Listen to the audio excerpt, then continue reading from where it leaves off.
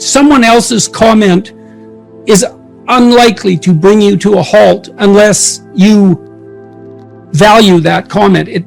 So imagine you're going to pursue a goal, but you're full of doubts. And so 40% of you is doubts and 60% of you is pursuing the goal. And then 5 or 6 people object, and they object using the doubts.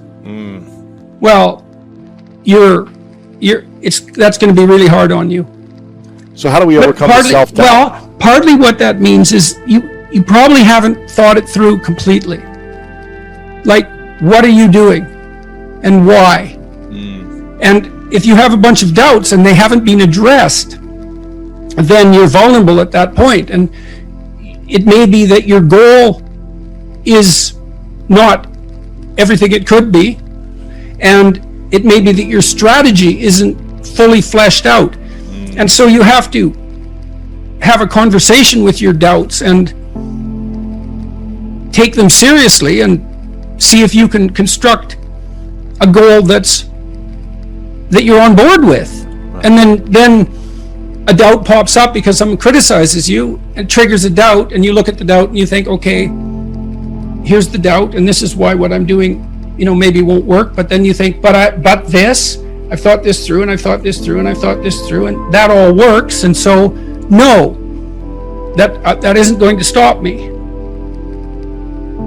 So I look and I think, well, I'm writing something. Why? Well, I want to figure out this problem. I want to think about this problem. Why? Well, it's an engaging problem, but it's a problem that many people seem to have, so that discussing it and figuring it out seems to be useful. Why? Well, because the more of us who take problems seriously and try to address them and communicate about them, the fewer problems we might have, and the less suffering there'll be. And suffering doesn't seem to be a good thing, unnecessary suffering. Maybe we could work towards it, and maybe that's what I should be doing, and that seems to be what's ethical, and that's it. And you might say, well, what if you doubt that doing what's ethical is right? Well, it's not that easy to construct an argument that supports the idea that having more unnecessary suffering in the world is good. So I would say, you want to put yourself on firm moral foundations. And people talk about morality all the time. This is what you should do, or you're a bad person. It's arbitrary. It's got this ring of patriarchal tyranny. But that's based on a misapprehension of what morality is. It's like, do you want to be tortured by your conscience? Like, how pleasant do you find it to be tortured by your conscience? It's horrible. How horrible? Like, is there anything worse? Excruciating, yeah. I don't know if there's anything worse. It's up there. You gotta live with it, yeah, for as long as you have it. Yeah, well, I think that's a universal experience, a near universal experience. So you live ethically when you're not violating your conscience. Well, there isn't anything better than that. That might not be good enough. It might not even be good. Like, let's say you manage it. Things can still come along and take you out sideways. But the purpose of living ethically is so that you have some peace. Look around for something that bothers you and see if you can fix it. So now you think, well, let's say you go into you can do this in a room. It's quite fun to do it just when you're sitting in a room, like a room, maybe your bedroom. You can sit there and just sort of meditate on it and think, okay, if I wanted to spend 10 minutes making this room better, what would I have to do? And you have to ask yourself that, right? It's not a command, it's like a genuine question. And things will pop out in the room that you like, there's a stack of papers over there that's kind of bugging you, and that maybe a little order there would be a good thing, and there's some rubbish behind your computer monitor that you haven't attended to for like 6 months, and the room would be slightly better if it was a little less dusty and the cables weren't all tangled up the same way. And like, if you allow yourself just to consider the expanse in which you exist at that moment, there'll be all sorts of things that'll pop out in it that you could just fix. And, I might say, well, if you were coming to see me for psychotherapy, this easiest thing for us to do first would just be to get you to organize your room. You think, well, is that psychotherapy? And the answer is, well, it depends on how you conceive the limits of your being. And I would say, start where you can start. If something announces itself to you, which is a strange way of thinking about it, as in need of repair, that you could repair, then, hey, fix it. You fix 100 things like that, your life will be a lot different. I often tell people too, fix the things you repeat every day, because people tend to think of those as trivial, right? You get up, you brush your teeth, you have your breakfast, you have your routines that you go through every day. Well, those probably constitute 50% of your life. And people think, well, they're mundane, I don't need to pay attention to them. It's like, no, that's exactly wrong. The things you do every day, those are the most important things you do. Hands down. All you have to do is do the arithmetic. You figure it out right away. So, 100 adjustments to your broader domain of being, and there's a lot less rubbish around, and a lot fewer traps for you to step into. And so, that's in keeping with Jung's idea about erasing once you've got your mind and your emotions together, and once you're acting that out, then you can extend what you're willing to consider yourself and start fixing up the things that are part of your broader extent. Now, sometimes you don't know how to do that, so you might say, imagine you're walking down Bloor Street and there's this guy who's like alcoholic and schizophrenic and has been on the streets for 10 years. He sort of stumbled towards you and, incoherently mutters something. That's a problem. And it would be good if you could fix it, but you haven't got a clue about how to fix that. You just walk around that and go find something that you could fix, because if you muck about in that, not only is it unlikely that you'll help that person, it's very likely that you'll get hurt yourself. So, just because while you're experiencing things announce themselves as in need of repair, doesn't mean that it's you right then and there that should repair them. You have to have some humility. You don't walk up to a helicopter that isn't working and just start tinkering away with it. You have to stay within your domain of competence. But most of the time, if people look at their lives, it's a very interesting thing to do. I like the idea of the room, because you can do that at the drop of a hat. You go back to where you live and sit down and think, okay, I'm going to make this place better for half an hour. What should I do? And you have to ask, and things will just pop up like mad. And it's partly because your mind is a very strange thing. As soon as you give it a name, a genuine aim, it'll reconfigure the world in keeping with that aim. That's actually how you see to begin with. And so if you set it a task, especially, you have to be genuine about it, which is why you have to bring your thoughts and emotions together, and then you have to get them in your body so you're acting consistently. You have to be genuine about the aim, but once you aim, the world will reconfigure itself around that aim, which is very strange. And that, man, if you can get one thing through your head as a consequence of even being in university, that would be a good one. You see what you aim at. And so, because one inference you might draw from that is, be careful what you aim at, right? What you aim at determines the way the world manifests itself to you. And so if the world is manifesting itself in a very negative way, one thing to ask is, are you aiming at the right thing? Now, I'm not trying to reduce everybody's problems to an improper aim. People get cut off at the knees for all sorts of reasons. They get sick, they have accidents. There's a random element to being, that's for sure. And so you don't want to take anything, even that particular phrase, too far. You want to bind it with the fact that random things do happen to people, but it's still a great thing to ask.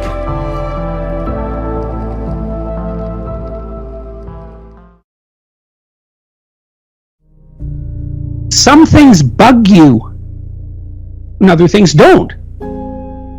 There's lots of things that could bother you that don't, because you're obviously not bothered by everything that you could be bothered by, right? There's lots of things in the world that aren't set right, but some of them really bug you.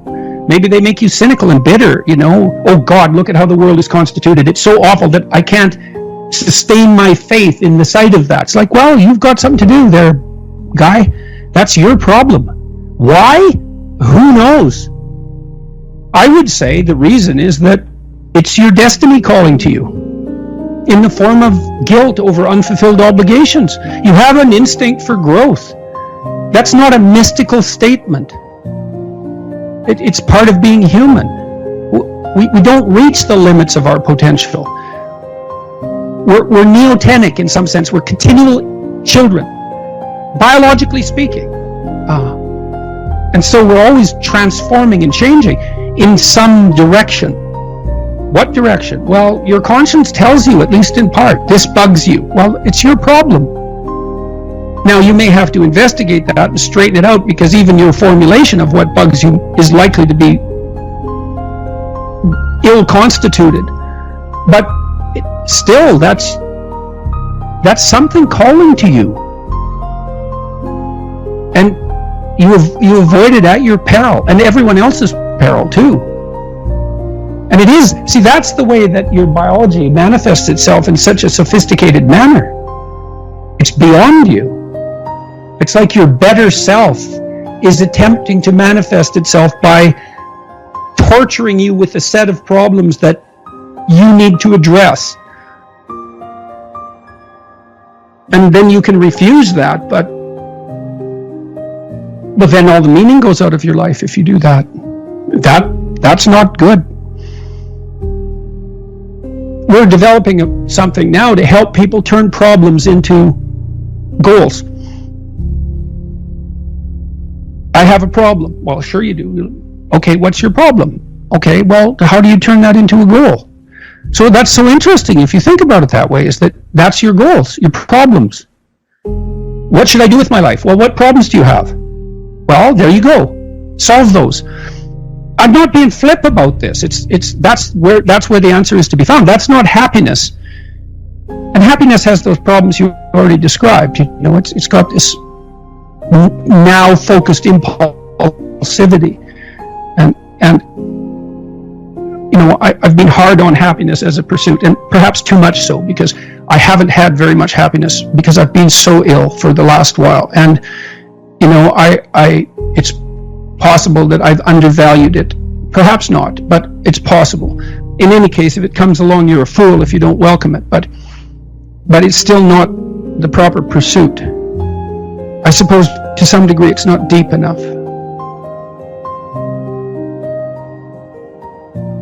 It's from a lecture that you gave, and it's written on my wall over there, and it's, "Don't practice what you do not want to become."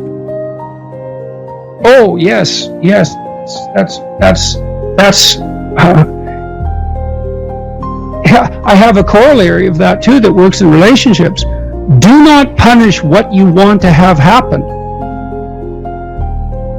So here's an example. Imagine that you've married someone that you find attractive, and then imagine that other people find that person attractive as well, and that's actually somewhat threatening to you. And then instead of dealing with the fact that you're threatened by the very thing that you were attracted to and that you're blessed to have, you start to punish the person that you're with when they manifest themselves as attractive. Well, you do that for 10 years and the attractive person is no longer there. And then you're going to be angry at them even though it was completely your fault.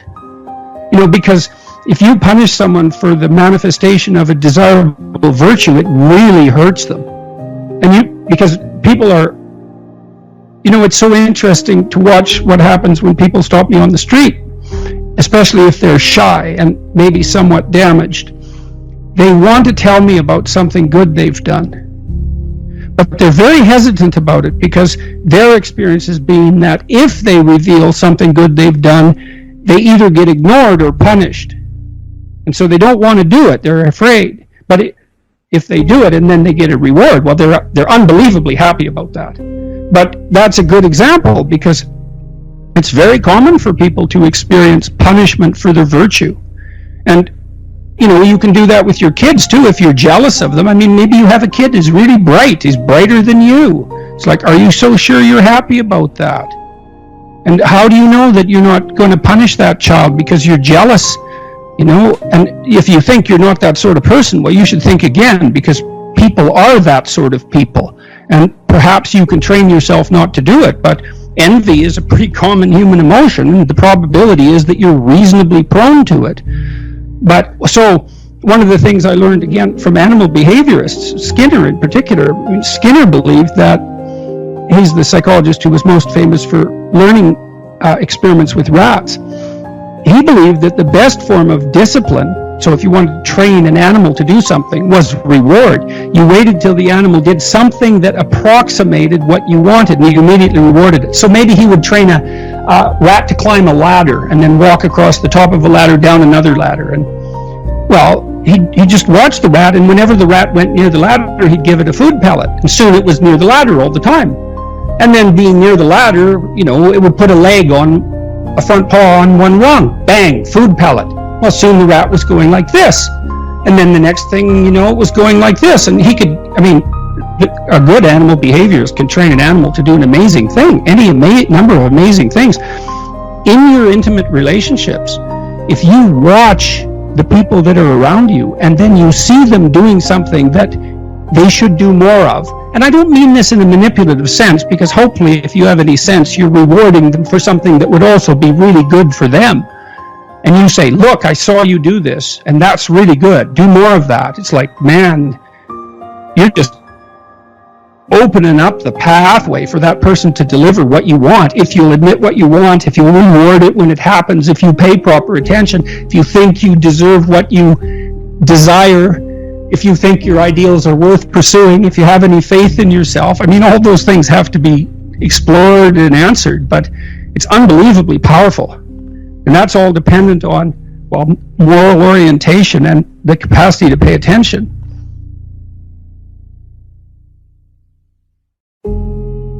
If the thing that's pulled you through over the last 18 months to 2 years has been meaning and purpose and something less ephemeral and less fleeting and grander and more written into the source code of your being than happiness, then I think it's as life boys. It's been love too. It's been love too. You know, it's been responsibility for sure, but it's definitely been love. A lot of people have taken care of me, and I also wanted to be around them. I wanted to be around because I loved them. So. And I think that's why the second book has a more communitarian element too, because so many people have been so helpful, and also because I've seen even more clearly how much of what's sustaining is derived from love. Love and duty, that's pretty good. I mean, duty in some sense is the cold equivalent of love. It's love shorn of its warmth. It's what you should do, and it's necessary, and there is tremendous meaning to be found in that. But love has this maternal comfort and warmth that duty lacks.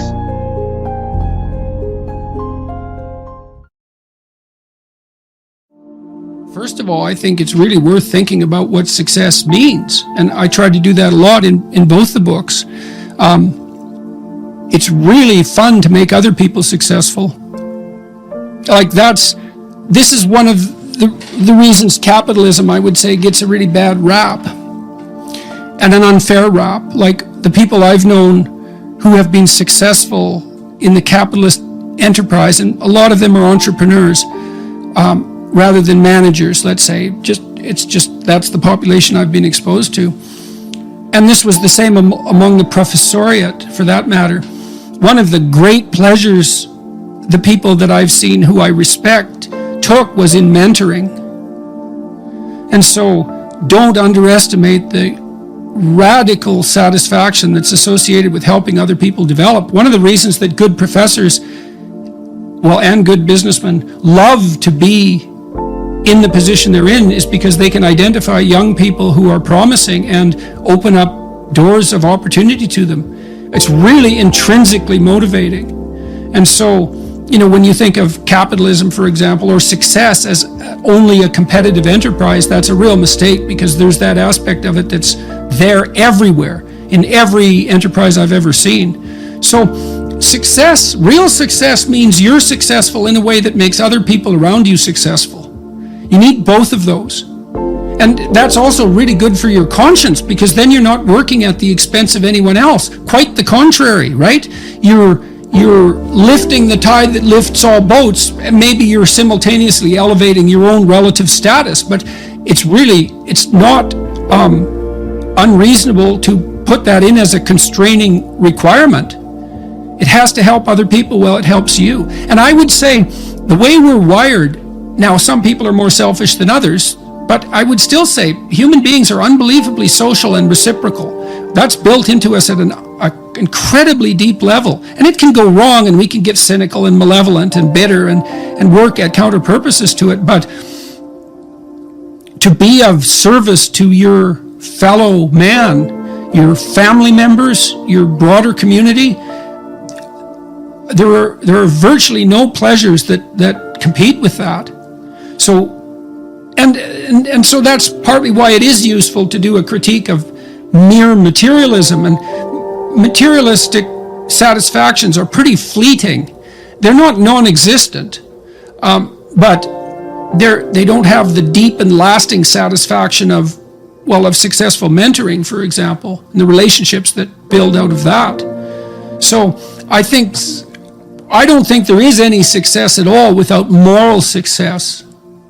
In fact, I think that success without moral success is actually a form of torture.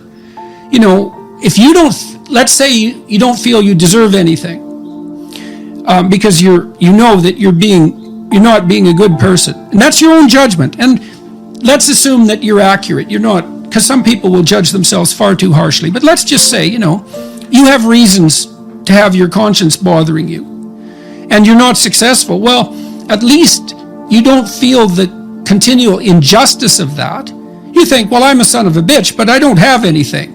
But then let's say you're successful. Well, that's all ill-gotten. How can that do any? And then maybe you have to rationalize constantly to live with it. Everything you collect around you is nothing but a source of torment and a constant reminder that you're criminal in your fundamental orientation, that you've ruined people on your mad scramble to the top. Jesus, you don't want that. You seriously don't want that. And no amount of relative material status is going to even come close to rectifying that. You want your conscience to be clear. You want your interpersonal relationships to be honest. You want to be reliable and dependable. And if you can add exciting and adventurous to that, so much the better. But to be successful means to be good. You really are your only comparison group, especially as you get older, because your life is so idiosyncratic and peculiar that look, you have to care what other people think. It's stupid to think otherwise, because you have to be social and you have to be aware of what other people are doing and all of that. So this is psychopathic individuality, but it is genuinely true that no one has your set of opportunities and limitations. And so the comparison just isn't real. It can't be sufficiently multidimensional. Because maybe you see someone who's rich. I've met many people who are very, very rich. And you can look at their lives and they have these huge houses and material plenty, and they're shielded from many catastrophes that would hit someone without those resources harder. But their lives are still full of exactly the same troubles that characterize human life in general. And so you compare yourself on one dimension. You don't see, well, the person's worked 80 hours a week for 40 years and it's blown all his relationships out of the water. It's like, yes, he's rich, but he's also old now. He's 60. And one of the best predictors of wealth is age. Really, do you want to be young and poor or old and rich? It's like, I'd pick young and poor, because you can't buy youth. And so, and that's something that's worth considering. But you don't know what burdens the people you're jealous of are carrying. So leave it be. It's not helpful to you to be envious. Who knows what price you pay for hyperspecialization? You know, and I learned that looking at, you know, power mad C-suite types. Well, first of all, they're generally not power mad, because power is actually an unbelievably unstable way of establishing authority. You get slaughtered if you're not reciprocal in most reasonably functioning organizations. And if you're in an organization that only rewards the exercise of power, the probability that that organization is going to fail in totality is extraordinarily high, because it's a tyrannical organization and it'll lose touch with its customers. So the C-suite types, they're working nonstop. Corporate lawyers in New York, you know, they make $700 an hour, but they work all the time. And there are people who are suited for that, but it isn't obvious that that's for everyone, or that it should be, or that it's even desirable. Now, it's a temperamental issue to a large degree. You know, many of those people are hyper-conscientious. And so if they'll work, wherever you put them, what they would do is work. That's who they are. And it's biological as well. It's not all biological, because traits are affected by learning and by environment in complex ways. But a huge chunk of it is that you're born like that. And that has advantages and disadvantages. So conscientiousness is a good example. It's a good predictor of long-term life success.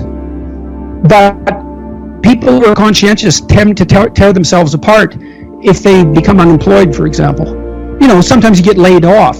You worked hard, but you get laid off. Well, people who are conscientious will tear themselves into pieces with guilt in that situation, because they tend to attribute so much responsibility to themselves. And so there's a price to be paid for conscientiousness. It opens you up to a certain set of vulnerabilities. So, you know, and you might be somewhat unbearable to your family too, because all you ever do is work.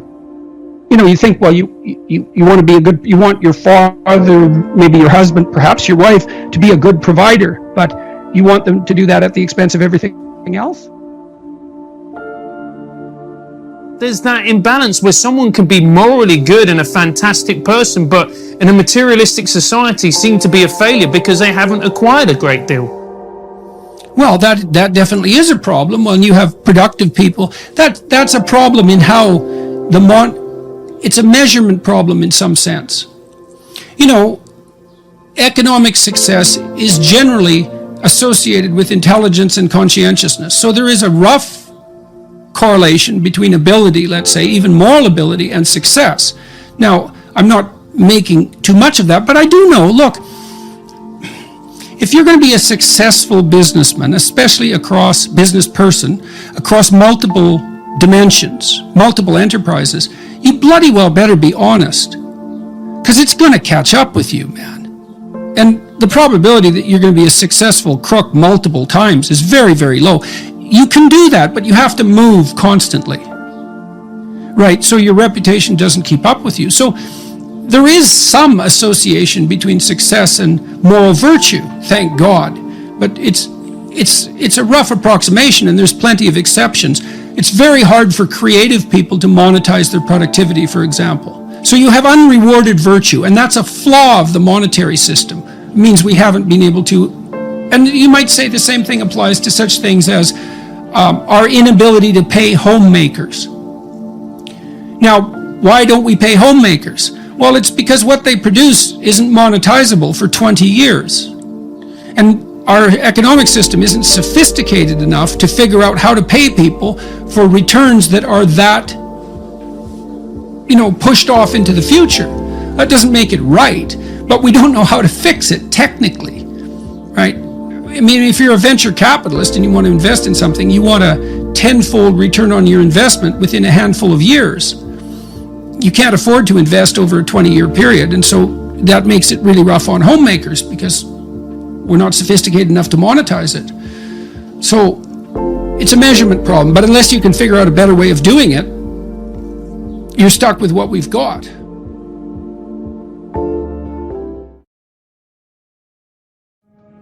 See, that negotiation is the eradication of the need for that pretense. It's like, you got a problem with me, let's sort it out. Right.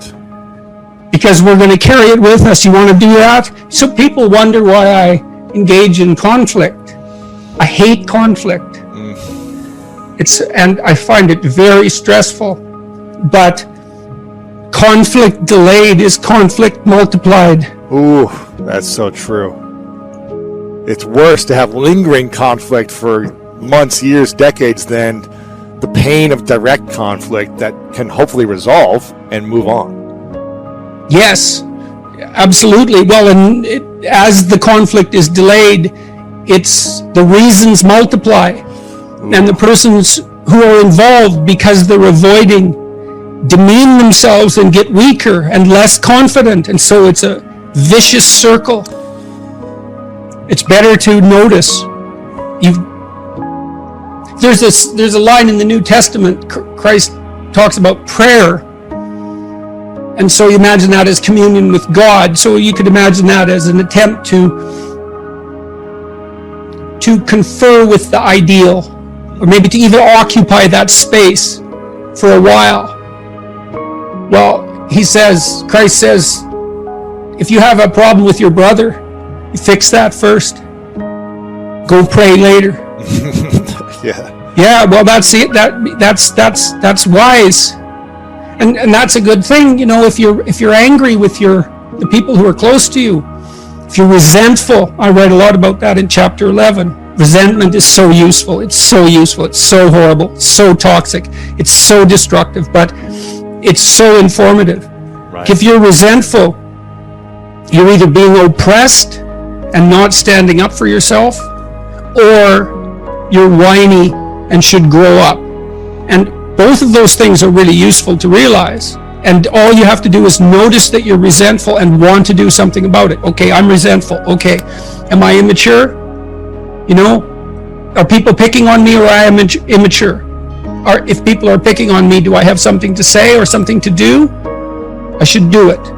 It's a gateway to improvement, resentment. Or you can let it fester. You can foster it and let it devour you and take you places that no one with a clear mind would ever want to go. Hell. That's resentment, man. That's the pathway to hell. And if you don't believe in hell, you don't have any imagination. That's my sense of things. How do we start to heal the memories of the past, the traumas of the past, so that they don't keep hurting us in the present? Well, the first thing I would say is, sometimes there's a crisis and well-meaning mental health professionals rush in to discuss the trauma while it's still happening. That's a really bad idea. People are generally traumatized because something actually horrible happened. And dwelling on it in the moment just makes it worse. It's not like anybody has a solution. Here's how you should understand this. Someone's just shot up your kid's school. Here's how you should understand this. That'll make it all better. It's like, no, it won't. If you have old baggage, that often comes up if you're having an argument with someone, doesn't it? You know how it is. This is partly why people don't like to have a dispute within a relationship, because it's a thread and you pull on that thread and just, God. We had another rule. Do not agree with something you don't agree with. Ooh. Like if we decide, you and me, that we're doing this, we don't go back and say, well, I didn't really mean it.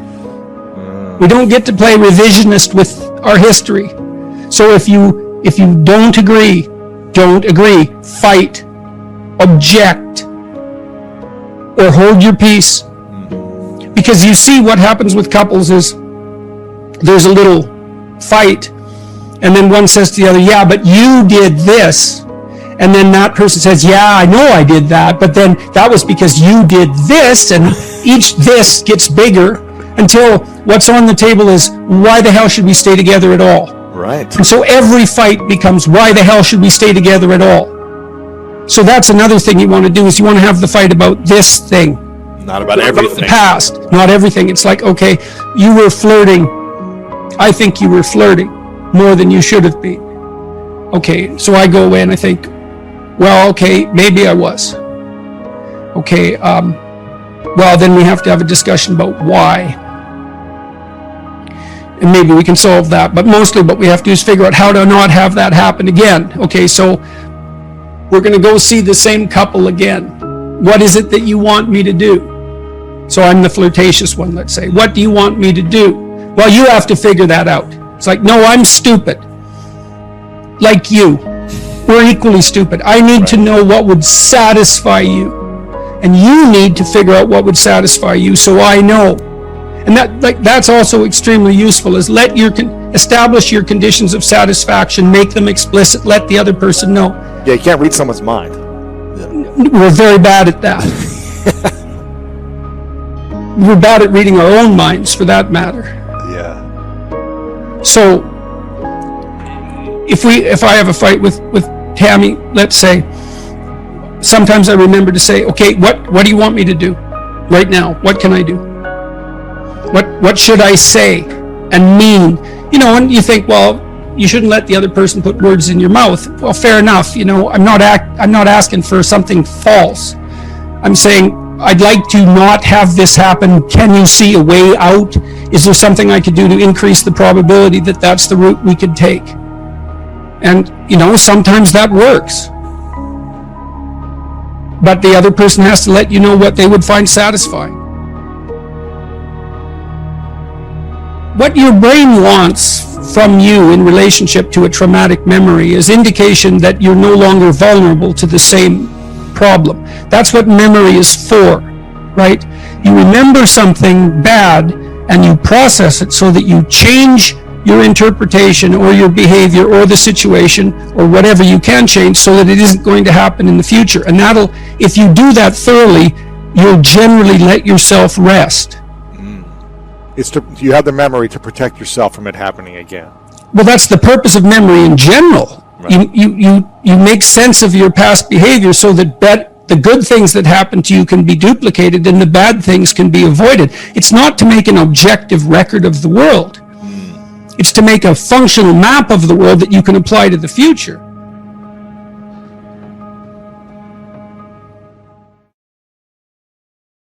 One of the things I tend to do is to look at symbolic representations through the lens of evolutionary biology, rather than assuming that these representations are mere superstitions or play no functions. Like we have the idea that there's a deity that's father-like.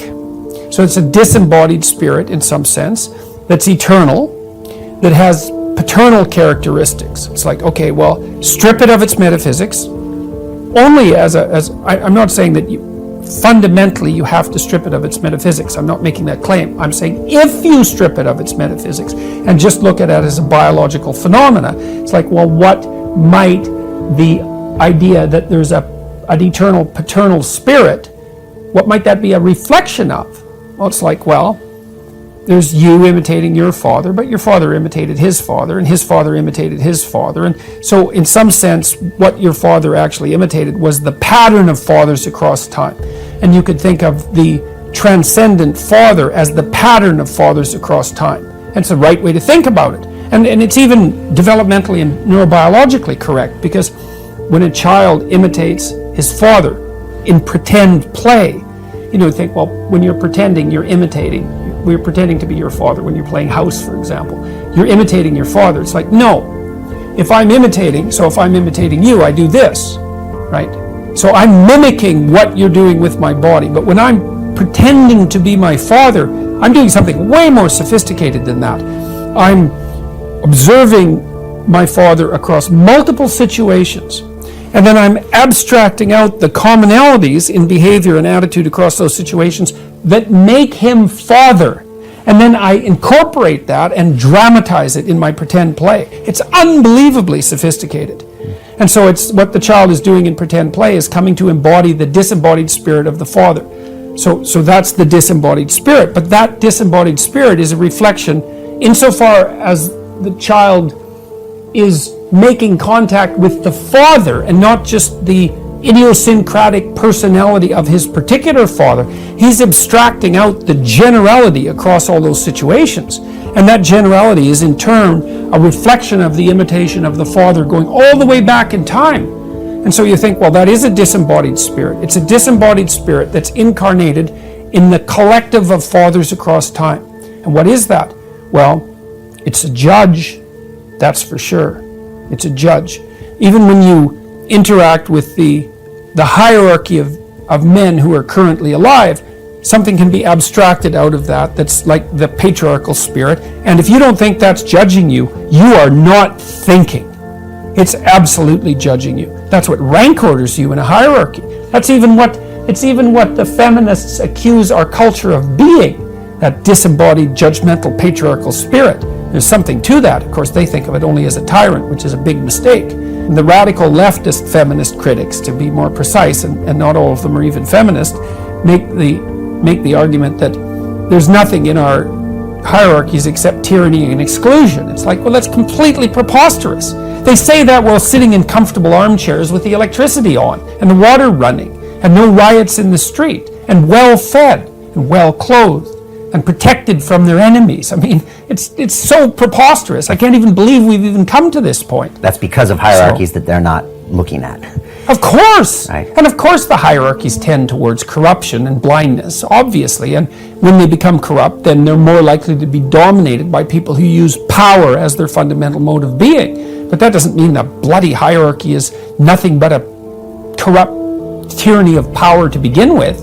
I mean, that's the definition of the ultimate authoritarian state. And if you think Western society is the ultimate authoritarian state, then your level of naivety is something on the order of miraculous.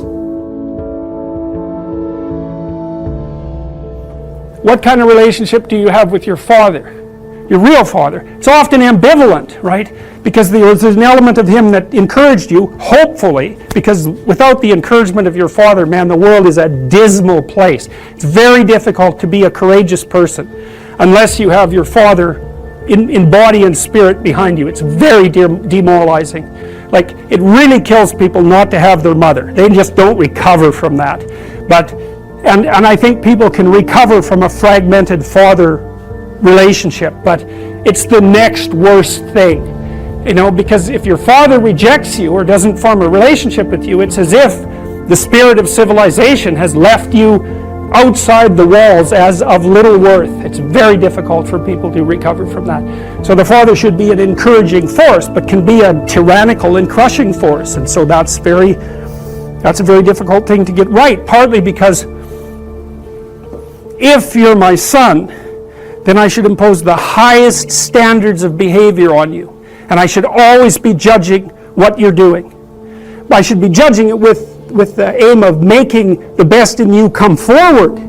But getting that balance exactly right is very difficult. And so it's easy for a father to swing too much into judgment, let's say. And then, of course, mothers can play this role too. To swing too far into the domain of judgment and to be too harsh. And to the degree that the father has his own pathologies, he's going to do that imperfectly. He might be someone who's the father who devours his son because he's jealous of the new possibility, the new potential, the struggle for attention and love from the mother or from the other children in the family. There's all sorts of things that can go terribly wrong.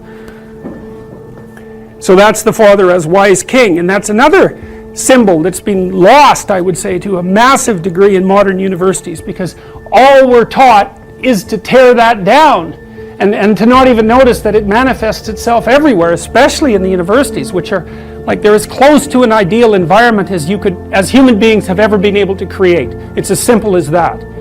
And if you can't be grateful for the structure of the university with all its imperfections, then you're completely blind to this element of the archetype. And that's the opposite of it. That's the son that devours, the king that devours his own son. That's a tyrant. That's like the mother who's too overprotective. It's the male version of that. And the mother that's too overprotective says, I'll never let anything happen to you. It's like, well, maybe you actually want to have something happen to you. It's a bit of an all-inclusive statement, It's like, no, I'm going to make you strong so any number of things can happen to you. And when you need some care, I'll be there. But otherwise, like out into the world with you, that's the right attitude. And for the Father, it's like, get your bloody act together. But I'm on your side. It's not because I want to destroy you or demean you or push you down in the dominance hierarchy, but because I want the best in you to emerge. And so you need standards. It's like, what are you doing wasting your life? There's way more than that to you. Get your act together and bring it out. And that's a message that people really want to hear if they have any sense at all. And generally they do want to hear it. So I've been talking to a lot of people recently, as perhaps you know, and I was talking to one of the leaders of the Conservatives this morning, and they're asking me about, the person was asking me about Bill C-16, but more specifically about talking to young people, because the Conservative leadership struggle is going on right now. I've been talking to a bunch of them, and I said, well, look, one of the things you could do for young people that no one's doing is to talk to them about responsibility, because everyone talks to young people about rights. It's like, we need our rights. It's like, oh God, how many rights do you need? You know, really, like you have more privileges than any people who've ever lived anywhere. Well, it's so dull to hear. It's so dull. It's so pathetic and what would you call it? It's so demeaning that you have to be protected and have your rights. It's like I said, there's a huge marketplace for responsibility. That's what you want to talk to young people about. It's like, get your act together and do something worthwhile with your life. For the first time in my entire adult life, the Conservatives actually have something to sell young people, right? They can sell them responsibility. It's like, well, why? Because that's where life has meaning with responsibility. The more responsibility you take on, the more meaning your life has. And the higher degree of responsibility that you agree voluntarily to try to bear, the richer your life will be. And no one's ever told that, and it's the case. You know, it's like you have 4 kids, say. Well, that's plenty of responsibility. You're going to have meaning. It's going to be rough, you know, because it's complicated. You have a complicated job, and you try to help the careers of the people around you. You try to solve tough problems and aid suffering and do all of that. It's like, it's weight, it's responsibility, but there's glory in it. There's real glory in it. There's deep meaning in it. And young people are starving for that because no one ever tells them that. It's like, you're way more than you think. Man, stand up. Do something difficult. Do something difficult and heroic, right? Burst out of your bonds. It's like, that's a good message. It's a necessary message because we have to be more than we are, because if we aren't, we're not going to survive.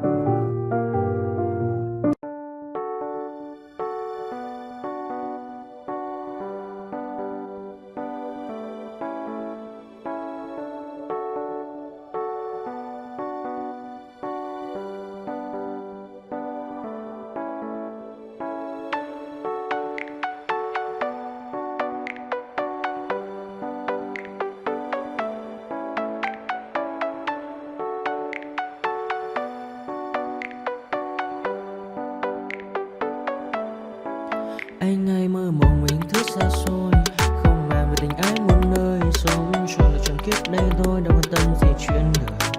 Thế mà lại ngâm tương tư, ông tầm bà mũi xe tơ, đêm nằm trộm nhớ mơ mơ về ai. Thì ra anh yêu rồi, từ ánh mắt nụ cười, từ đôi môi gọi mưa sao xuyến lòng anh. Thì ra mê em rồi, ngày hay đêm ôm lời, chỉ nghĩ đến em thôi, đó là do anh đã yêu rồi, anh đã yêu rồi, anh đã yêu rồi. Oh, oh, anh đã yêu rồi,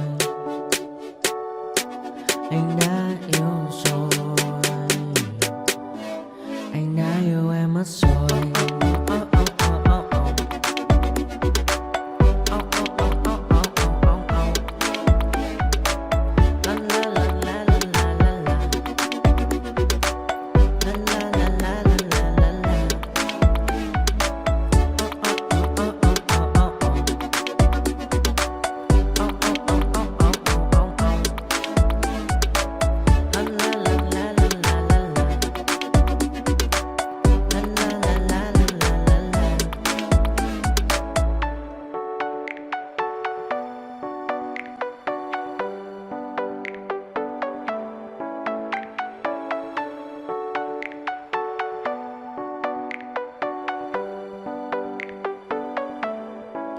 Anh hay mơ mộng mình thứ xa xôi, không màng về tình ái muôn nơi, sống cho là trọn kiếp đây thôi, đâu quan tâm gì chuyện đời. Thế mà lại nằm tương tư, ông tầm bà mũi xe tơ, đêm nằm trộm nhớ mơ mơ về ai. Thì ra anh yêu rồi, từ ánh mắt nụ cười, từ đôi môi gọi mưa sao xuyến lòng anh. Thì ra mê em rồi, ngày hay đêm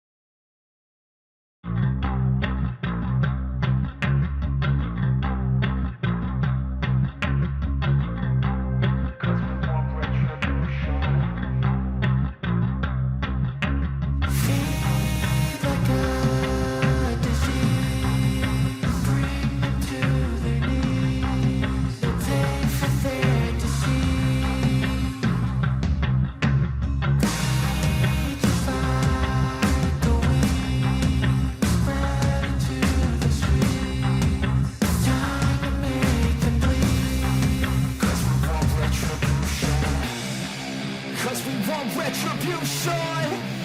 Oh yeah, we want retribution.